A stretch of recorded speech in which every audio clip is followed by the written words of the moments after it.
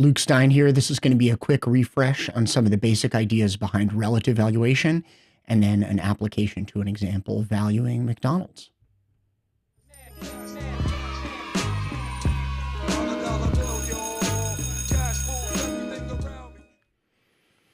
So we have already valued McDonald's. We've valued McDonald's in an earlier example using a DCF or discounted cash flow model.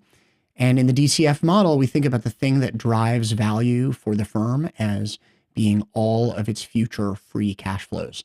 And so I say advisedly, the value of the firm, free cash flows are available to all of the firm's investors. And so when we run DCF using free cash flows, what we're getting is a valuation of the firm as a whole. We sometimes call that the firm's enterprise value or its value of operations. So we did this making a fairly basic set of assumptions where free cash flows were going to grow at a constant rate forever. That was called the Gordon growth model. So we did a DCF using a constant forecast assumption and the Gordon growth model. And then we had a slightly more nuanced set of forecasts for McDonald's where we actually explicitly forecasted cash flows going forward over the next 1, 2, 3, 4, 5 years, and then made an assumption about a constant growth rate from then on forever. So we used the Gordon growth model as we did before, but rather than applying that to get this year's DCF starting with next year's free cash flow forecast, we used that Gordon growth model to forecast what we call a terminal value for the firm, estimating its DCF value at the end of, in this case, a 5-year explicit forecast period, added that to the final free cash flow that we had forecast for the firm, and then discount all of them back. So in DCF valuation, we're thinking about free cash flows from next period until forever as being the key thing that drives the value of the firm. In contrast, when we do relative valuation, we think about some other financial quantity or some kind of fundamental operating quantity as being what we sometimes call the value driver. So there's a variety of different measures that we can use. We're going to pick a relevant one, and then we're going to take that value driver and we're going to use that in order to calculate what we sometimes call a valuation multiple using comparable firms typically in the same industry, perhaps with some other attributes. And so before we apply that to the McDonald's example, I would just note that there's different ways of thinking about value. In particular, depending on what kind of valuation multiple we use, we may be estimating the value of operations or enterprise value. As we did with our DCF model, we used the full free cash flows, which are available to all investors, not just equity investors. But we also sometimes use multipliers that help us get a direct estimate of the equity value of the firm, just the value of the firm's stock. And the key thing that I would note there is that we can kind of convert a forecast of enterprise value into a forecast of equity value. And how do we do that? Well, we've got to add on the non-operating assets and then subtract off the value of debt. So whatever it is we're trying to value, whether we're trying to value equity or we're trying to value the enterprise value, we're going to be thinking about some measure of value, which will live up in the numerator, something that we think drives the value, which will live down in the denominator. And when we take the ratio of those two things, that's going to give us a multiple. But that multiple only has meaning in the context of understanding what it is that we valued. So what it is we used up in the numerator and what it is that we thought of driving that value, what it is that we had down in the denominator. So here's some common multiples that we use. Often if we're thinking about valuing equity, so meaning we're going to put the value of equity in the numerator, that's the price of a share or the market cap of the whole company. And we might think about value drivers like the earnings that the firm has, either earnings of a particular share if we're thinking about the price of a particular share, or net income of the company as a whole if we're thinking about the market cap or value of the company as a whole. And that's called the firm's P/E ratio or price to earnings ratio.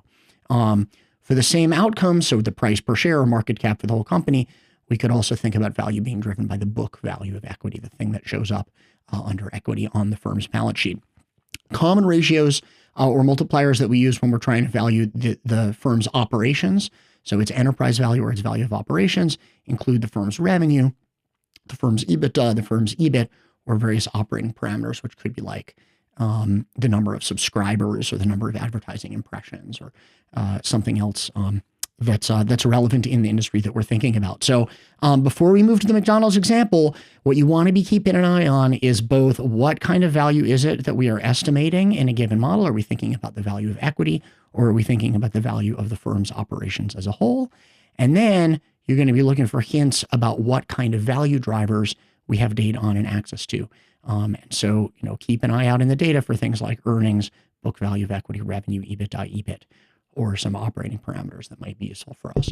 So here's the McDonald's example. We're going to try to value McDonald's. And what about McDonald's are we going to try to value? Well, use this information to estimate the share price of McDonald's. So we kind of know from reading that what we're looking for is we're looking for a measure of McDonald's equity value. So maybe we're going to be able to use a multiple that helps us get directly to a valuation of the equity. And indeed, one of the things that we seem to have is data on earnings or net income. We can see that because we've got data here on earnings per share. So if we use an earnings per share multiple or a multiple based on earnings per share, like price to earnings ratio, that's going to give us a direct estimate of the value of the price or the value of a share of McDonald's. But we also have a bunch of data here on, for example, EBITDA on peer firms. That's earnings before interest, taxes, depreciation, and amortization. And if you kind of look at our list of common multiples, you'll sort of see here that EBITDA is often used as a way to estimate the enterprise value or the value of operations. So we're also going to use an EV to EBITDA ratio since we have data on EBITDA for peer firms. When we do that, that's going to give us an estimate of the enterprise value of McDonald's. And then we're going to have to do this adjustment that I mentioned before. So we'll take our estimate of the enterprise value of McDonald's. We'll add any non-operating assets, also known as excess cash that we think McDonald's has. We'll subtract off the market value of any liabilities or debt that McDonald's has, and that should give us an estimate of their equity value. Okay, so that is what we're going to do. I'm going to move over in a moment to the Excel spreadsheet where I have all this data, and we're actually going to run through it. So how are we going to solve this problem? Well, we're going to estimate industry averages. So for the peer firms that we had in the spreadsheet, for both the price to earnings ratio and the enterprise value to EBITDA ratios, we're going to use those averages and multiply those industry average ratios by McDonald's value driver. So McDonald's earnings times the average PDE ratio will give us an estimate of McDonald's share price. McDonald's EBITDA multiplied by the industry average or peer average EV to EBITDA ratio will give us an estimate of McDonald's enterprise value. And then finally, we'll take that last one, that estimate of McDonald's enterprise value, and we'll work to convert that into an estimate of McDonald's share price. So let's see how that looks. So here's the data that we have. And so we want to figure out what an industry average for the PDE, the price to earnings ratio, is across the industry. And so if we look, we've got 6 peer firms, Yum Brands down through CKE, and we don't have a PDE ratio for each one, but the definition of a PDE ratio is the ratio between the price and the earnings. That's why it's called PDE. And so in the numerator, we need data on the share price. In the denominator, we need data on the earnings. And one key thing to just keep in mind is if we're doing this on a per share basis, okay, we need the price per share in the numerator and the earnings per share in the denominator. If we wanted to do this for the overall firm, we would need in the numerator the price of the whole firm's equity, also known as its market cap, and in the denominator, the earnings of the whole firm, also known as its net income or total earnings. So we can calculate a PDE ratio for Yum Brands. They've got a share price of $40 a share divided by earnings of $2.64 per share. We estimate a 15.2 PDE ratio for them. And if we copy that formula down, I always like to just kind of double click on one in order to make sure that I did my formula right. So for CKE, we've got their price divided by their earnings. It gives us CKE's price to earnings ratio of 14.3. And then, although I could mechanically just calculate the average of those, I'm going to just try to take a quick look at them first and make sure that that the data sort of makes sense. And the thing that catches my eye is that Wendy's has a really high PDE ratio relative to the rest of the industry. So I am just going to take a straight average of these. Certainly, though, if I found one of these was negative, which would be the case if there was a firm that was losing money that had negative earnings, I'd probably want to leave that one out of my averaging. And although I'm just going to take the average here, there are some analysts who might make a very reasonable case to do something like, say, throw out the highest and the lowest. So they might throw out Wendy's and Jack in the Box and take the average of the other ones. But I see all of these looking kind of like reasonable estimates. I have some idea about maybe why Wendy's has such a high PDE ratio. That would be consistent with the market thinking that they have something very attractive about their operations over the long term. So maybe anticipation of very fast sales growth in the future. But we got that average of 18.5, and that looks okay with me to use. Then we've got a second set of ratios we're going to use, which are the enterprise value to EBITDA ratios. In order to calculate that, in the numerator, I'm going to take the enterprise value of each firm. So where do I see the enterprise value? Well, it looks like I don't have the enterprise value of the firm. So how am I going to figure that? How am I going to figure that out? So I'm going to remind myself of what an enterprise value is. The enterprise value is just the value of operations, but we can estimate it by thinking about the market cap plus the market value of debt minus the amount of excess cash. So I'm not actually prepared to calculate enterprise value to EBITDA ratio until I know the enterprise value of each share. I could do that in the cell, but I think I'm just going to add an extra column here in order to calculate the enterprise value. So how am I going to get that enterprise value? Well, what I just showed you says we can estimate enterprise value by doing market cap, the value of all the shares, plus the market value of debt minus the non-operating assets, also known as excess cash. Okay, so what's the market cap of this company? Well, I know how many shares they have, 485 million shares. And I know that those shares are trading at $40.21 a piece, $40.21 a piece. And so Yum Brands has a market cap in this case of $19.5 billion approximately. So that's an estimate of their market cap. We're not at their enterprise value yet. We've got to add the debt. So we've got the market value of equity plus we've got the market value of debt. Okay. And so we have an estimate of their enterprise value of 22.229. Well, not quite yet, although that is going to turn out to be the answer. That would just be our estimate of the market value of the whole right-hand side of their balance sheet, which should give us an estimate of the market value of the whole left-hand side of their balance sheet as well. But if they have any excess cash, we want to subtract that out because that's not part of the value of the operating business. That's just part of the value of ownership of the whole balance sheet.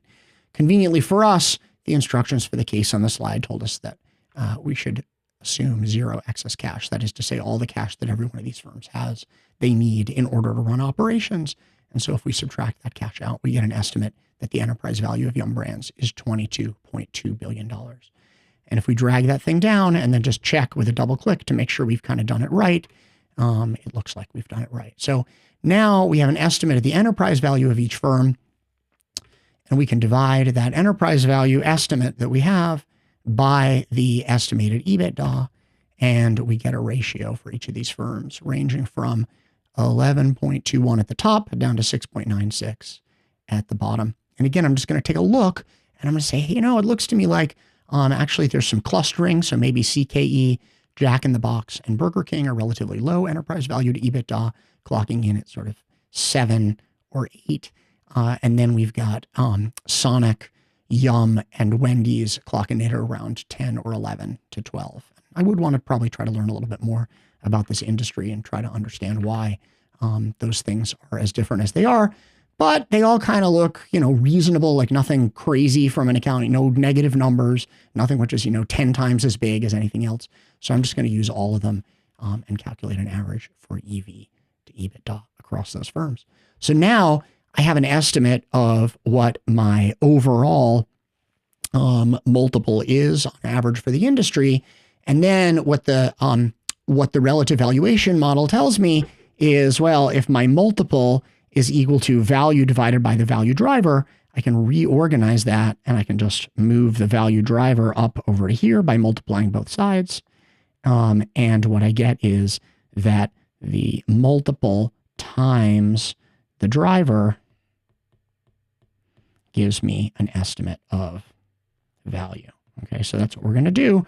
We're just going to take the value driver for McDonald's. We're going to multiply it by our industry or peer average multiple, and that's going to give us an estimate of the value of McDonald's. What kind of value? Well, if we use EV to EBITDA, we're going to get an estimate of enterprise value for McDonald's. If we use P to E, we're going to get an estimate of the price of McDonald's. So here we are. Let's use the P/E ratio. We're forecasting McDonald's net income to be $4.8 billion. That number actually came from the instructions, but we did that forecast directly when we were doing DCF. We've got that McDonald's has 963 million shares outstanding, which means that we are forecasting McDonald's to have earnings per share of $4.99 per share. We've estimated that firms in this industry trade at an average of 18.5 times earnings. Okay, and so that means that our estimated share price for McDonald's is the value driver. In this case, $5 is what drives the value of one share times a multiple of 18.5.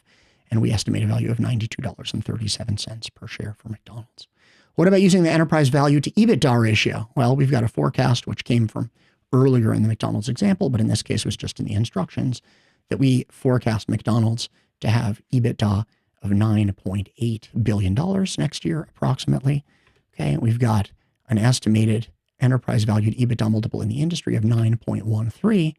And so if we take the product of those, 1 times value driver times multiple, what we get, that is hard to read. Let's try to clean up that Excel cell a little bit, is an estimate that McDonald's should have an enterprise value, that is to say a value of operations, the value of the firm, the business, of $89.4 billion.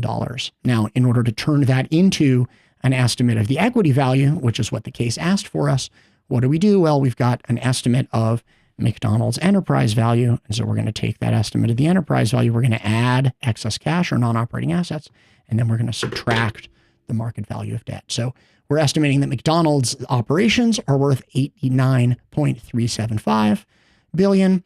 We're going to add the zero of assumed excess cash. We're going to assume all their cash is needed for operations, to make payroll, to make change for customers, to pay suppliers, etc. Then we've got to subtract off the debt. And so if we've got 89,375 plus 0 minus 15 billion or plus the minus 14.9 billion, we get an estimate that McDonald's overall equity, its market cap, should be $74.4 billion. And we know from earlier that McDonald's has 963 million shares. And so if their equity as a whole should be worth 74.4, we can divide that by the 963 million shares they have outstanding.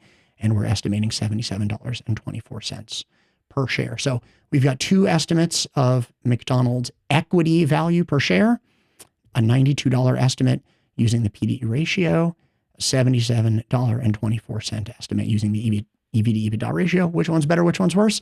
I don't know. Two different estimates of the value of the same underlying asset. So thanks for following along. Happy to take questions, and goodbye for now.